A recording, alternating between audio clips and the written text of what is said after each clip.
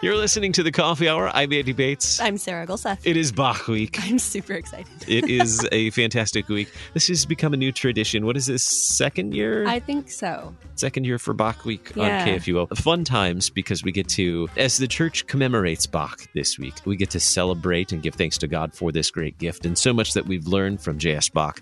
And so today we continue the conversation on Bach with a unique angle. Looking forward to this.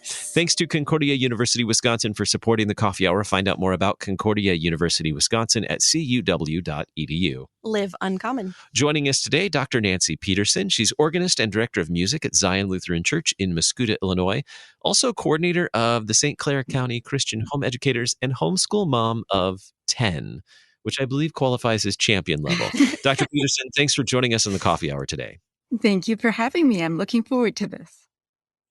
I'm impressed that you have time for us today. Just going through your introduction there, you're directing music and organist for Zion Muscoda and also a coordinator for the home educators of the St. Clair County Christian Home Educators and an educator yourself. That's got to keep you busy. So thanks for making time for us. As we celebrate Bach Week on KFUO, how has Bach shaped you? And I know this is a big question. How has Bach shaped you as an organist and as a musician? I love Bach. I have to say that Bach is definitely my favorite composer. And I've been really privileged lately. I know it's 2 weeks in the past now when you're listening to this, but I've been preparing for a big Bach recital that I had the opportunity to play in late June. And so I've really been focusing on Bach performance for quite some time. And I am just always overwhelmed by the depth and riches of Bach's music. It is just phenomenal. I just wanted to start by saying, as I was finishing practicing for this Bach program the other day, I was just thinking that it reminds me of the verse in Romans that says, "Oh, the depth of the riches and wisdom and knowledge of God, how unsearchable are his judgments and how inscrutable his ways." And I love the way Bach reflects God's character in that way. Mm-hmm. Yeah. I can see how those connect. I love that connection to scripture. And I know this is slightly off topic, but I want to ask you, because this is totally your wheelhouse with Bach performance, organ performance, do you learn something new every time you go back to a piece that you've maybe played before? Absolutely. Again, like I said, there's so much depth. Every time you play through a piece, you might notice one little theme that comes back in a different place, in a different key, or just baffled by how in the world did he make it through all these different progressions and then come back and end with a triumphant cadence. So yes, definitely. So with all of your experience in homeschooling and homeschooling in your own home, how does Bach play a role in your homeschooling? That's just such a funny question, because obviously I don't sit down every morning and say, "Okay, children, we are now going to study Bach because your mama likes Bach." So it's a hard question to answer. Yesterday, or day before yesterday, I was practicing Bach galore, and my 3 youngest were playing hide and seek in the church. So maybe that qualifies as homeschooling and Bach at the same time. I think that counts. I guess I do have to say I love books too, as well as music. And so we have thousands of books in our house. And I pulled out a couple of the books that I always use when we get to Bach in our history studies, because we kind of go through a 4-year chronological history study and then take a year off and do United States history and then go back and do it again.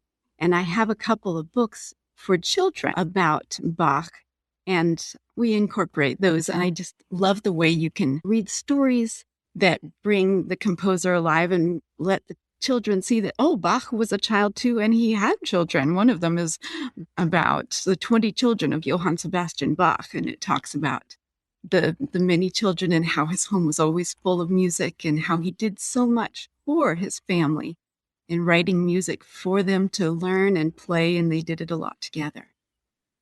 So we're learning about Bach. About Bach this week? Do you have a favorite children's book for teaching your children about Bach? You mentioned you have a handful there. I do. My favorite book is called Sebastian Bach, The Boy from Thuringia, or Thuringia. I'm not sure how you would pronounce it, by Opal Wheeler. It's usually recommended by other homeschoolers for studying Bach, and it's geared for the kindergarten through sixth grade age range, probably. But the thing I love the most about it is how it talks about Bach, and it's all very historical. It's accurate in its history, and it intersperses the story with little excerpts of music. I believe there's a CD that goes with it. I don't have the CD. I can just play the music myself. But it's just really fun because the excerpts are usually things that young piano students are learning to play too, if they're at all advanced. And so it brings alive the story behind the music, the minuets and things like that, that they're likely learning how to play. This is probably not a fair question, Do but it I'm going to anyway. ask it anyway.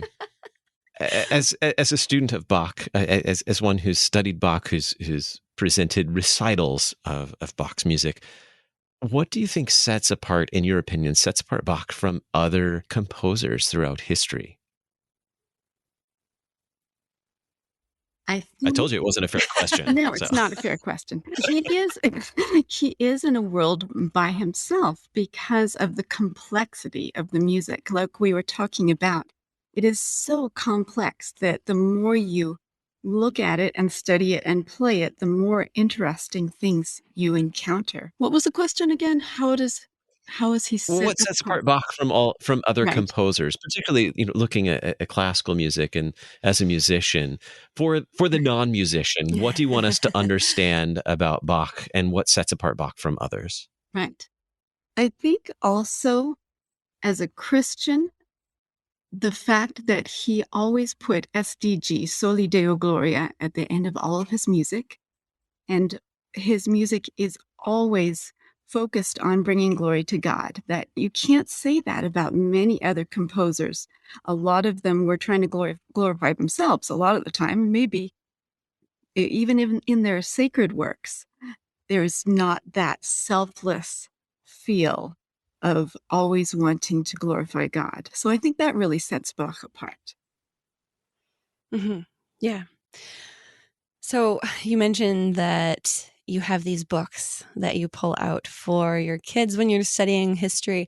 How do your kids enjoy, or do they enjoy learning about the stories of Bach while you're going through the history of the world and fitting him into those places where we may not expect to see him? I think that's just what they're used to. We use books all the time as we go through our history studies. And so I would pull out something about any other scientist or any explorer. We might be learning about Magellan or about Louis Pasteur or something like that. And I want to make sure they understand that composers and musicians are also an important part of history. So they're just in the mix with the famous composers and scientists and artists and explorers and kings and queens and despots and the good guys and the bad guys. They're just in the crowd. Yeah, you bring something interesting up with vocation, learning about Bach in relation to all these other people and in relation to history. How does that? This also might be a bit of an off the wall question, but how does that our understanding of vocation kind of shape how you teach Bach and all of these other people in your homeschooling experiences? Good question. That is a tough one. I think there are so many people, and when we do more of a traditional history study, I think the focus is so often on the wars and the battles and who conquered whom, and not enough on what wonderful things were happening, the discoveries, the compositions, the creations. And that really is what the story of our world is about. It's about God creating this amazing world and then giving us the ability to be like him and create and discover and not just do terrible things to one another. And so I like to focus on those interesting stories that aren't always just about the battles and the wars. Mm-hmm. Hmm. So if I were just to sneak into your homeschool and observe what was happening in homeschool in the Peterson home, in what ways would I encounter Bach throughout the day or throughout the week in the homeschool experience there? Obviously, I'm sure during music time, maybe some history, as you pointed out. Are there other ways that I might experience some Bach that, and maybe you do it even, subconsciously. Maybe you don't even realize how you're incorporating Bach into homeschool. I probably have many, many weeks where we never even mention Bach. So that's just the way it is. Because, like I said, we'll do a 4-year history cycle. And this coming year, we're doing early modern times. And that's where Bach shows up. He doesn't show up the rest of the time. So we do have a policy in our house that all the kids start learning how to play the piano and they choose one other instrument. And that's just part of life. Everybody does it. And so, of course, at some point, they're going to be playing some Bach. And when they get to play some Bach, Mom usually says, "Hey, my favorite composer, guess what? You get to play Bach." But that's about all there is to it. I guess there's one other way that it's shown up in our homeschool where we've almost always been involved in a co-op where we get together with other families to do some classes together. And a couple times, including this past year, I taught a class called Advanced Music Theory, where I was basically teaching music theory that students would encounter in their first college music theory class. So it was aimed toward upper high schoolers. And I know when they signed up last fall, I was watching my online sign up and thrilled when I ended up with 4 students signed up who I recognized as being a soprano, alto, tenor, and bass. Because I knew that the second semester, in the spring semester, we would get to the Bach chorales in our sight singing, where we were studying the theory and the sight reading it, singing it on solfege and things like that. So I know I was announcing, hooray, I have a quartet for my Bach chorales in the spring. It sounds like we have more stories to unpack there. It sounds like there are more stories there. I want to learn more about that as we're celebrating Bach Week today. Our guest is Dr. Nancy Peterson, organist and director of music at Zion Lutheran Church in Muscoda, Illinois. She's also coordinator of the St. Clair County Christian Home Educators and homeschool mom of 10.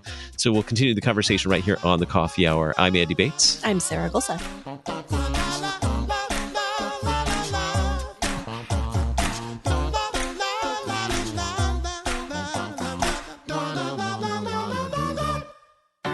At Concordia University, Wisconsin, we believe you were created for a reason: to use your God-given gifts to help others, to live a life of self-sacrifice in a me-first world, to live a life that's uncommon.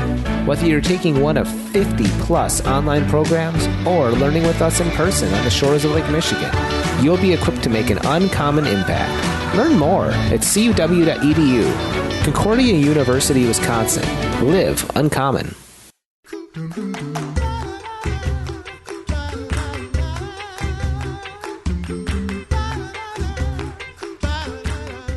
Welcome back to the Coffee Hour. It is Bach Week, and we are celebrating today. I'm Andy Bates. I'm Sarah Gulseth. Our guest today, Dr. Nancy Peterson, organist and director of music at Zion Lutheran Church in Muscoda, Illinois, coordinator of the St. Clair County Christian Home Educators and homeschool mom of 10. And we are celebrating Bach Week with her this week. Now, before we went to break, you mentioned that you got to celebrate some Bach with one of the classes you teach in the co-op.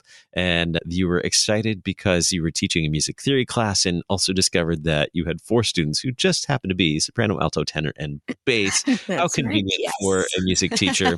So obviously you got to incorporate some Bach into that. So unpack this more. Where did you go with this since you had this great opportunity? It didn't really go anywhere in particular. I can address in a minute where you think it's probably going.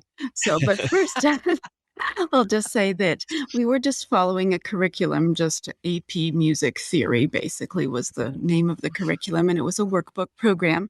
And throughout the year, we were just studying music theory for students who were probably wanting to either pursue music in college and wanted a head start, or were finishing up high school as fairly advanced music students and just wanted a deeper understanding of theory.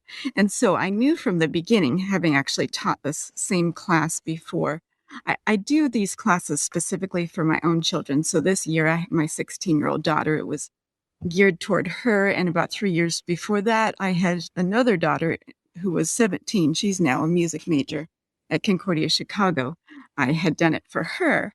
And so I knew that the second semester involved learning sight singing of Bach chorales. And so I was hoping we would have enough students that when we tried to sight sing those Bach chorales, we could actually cover more than one part at a time, and it would sound kind of good. So that's all. I think probably where you thought I was going was that I thought, oh, maybe we can start a choir. I have for the past almost 15 years directed choirs for our homeschool group. And at their peak, we had up to 90 students in my choir program. But this past year, we took a huge hit with COVID. So we're hoping to rebuild that. I only did one choir this past semester and had about 20 students in it. But Wow. it will come back, I hope. Yes. Music is such a special part of education, especially before you get into college, into the touring choirs and such. Having that music education all throughout school is super important. Can you explain? I know I want to ask so many things. We were talking about sight singing and solfege. Mhm. Can you explain what those are for people who Sure. may not understand what that means and how that is part of music education? Sure. Solfege is a system of syllables that everyone is familiar with if they have watched The Sound of Music. And it's basically the system that assigns a syllable, do, re, mi, fa, sol, la, ti, do, to each note within a key. And it is a tool that music students use so that they can learn to look at the notes on the page and be able to, without aid of a keyboard or another instrument, find those pitches and sing a melody accurately just by looking at the notes on the page. Mhm. So then how Bach writes things, especially the chorales, how does that lend itself to sight singing and solfege, maybe in a way that other composers don't, but just for Bach, how he writes make that exciting to do this sight singing and solfege? I think that Bach chorales are the standard teaching tool for theory students around the globe for the very reason that they are a fabulous sight singing tool because they are very tonal. You can easily tell in those chorales what key it's in. If it's an A major, it's an A major. And so it's important to be able to establish that.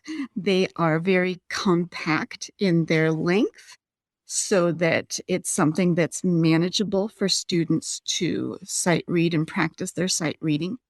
And at the same time, there is so much complexity on, especially in those inner and lower. Boy, he really gives the basses a big a fancy line to sing, but he works the altos, tenors, and basses really hard, gives them very challenging lines to sing, but still within this compact chorale that's as long as a standard hymn.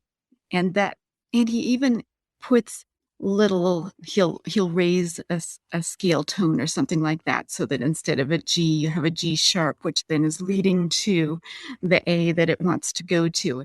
And so that you can discuss the complexities of tonicization, of sort of going to another key for just a second and then going back to the home key that you're in.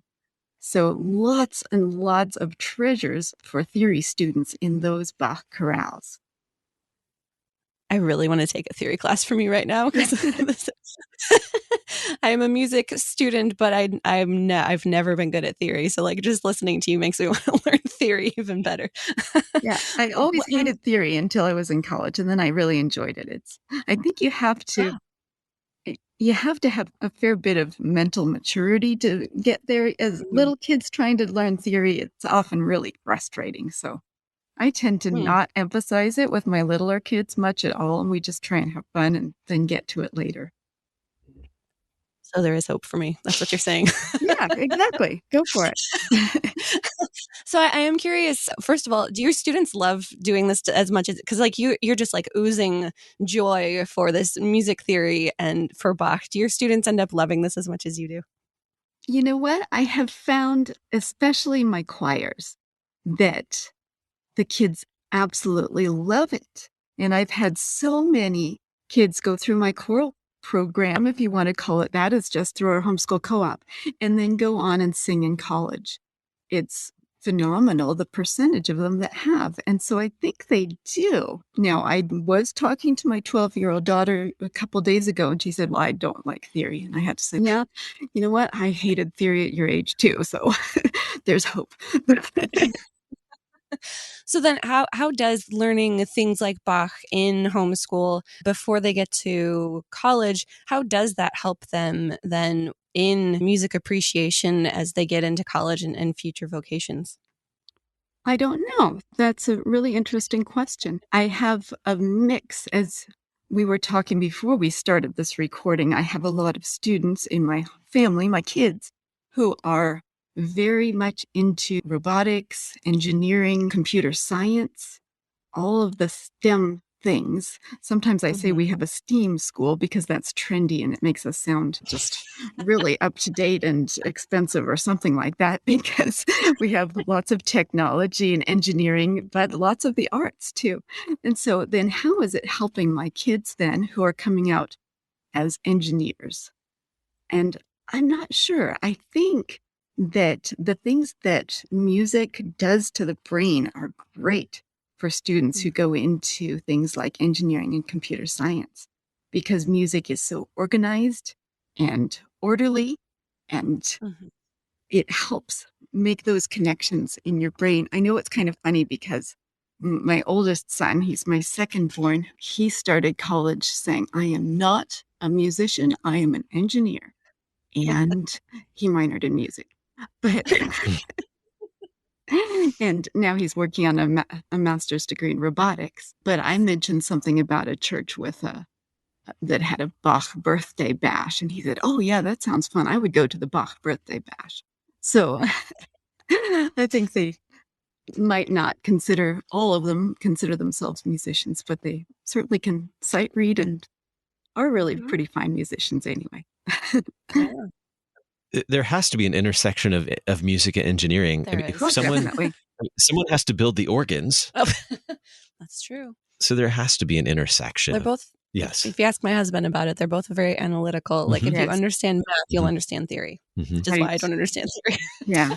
I want to touch on two things. One, Bach birthday bash. One of my favorite memories when I lived in the Tampa area, the Tampa, Florida area, the Bach birthday bash there is phenomenal. I don't know if they're still holding it, but you start at, it's a progressive concert. So you start at one church. There's a recital, on an organ recital there, and it's all ages of musicians too who play. So anyway, you start at one church, and then it's downtown, and you walk to other churches, and it's just phenomenal. And then the last church has a birthday cake for Bach's birthday. It's a lot of fun. So the Bach birthday bash, I agree. It's a phenomenal experience and life changing. The other thing that you mentioned earlier when you were talking about Bach and homeschool and your children, and you mentioned while you were practicing for the recital and your youngest children were playing hide and seek in the church, I think there will be a connection there, because when they hear that Bach piece later on in life, perhaps that will bring back those fond memories of the fun and the safe.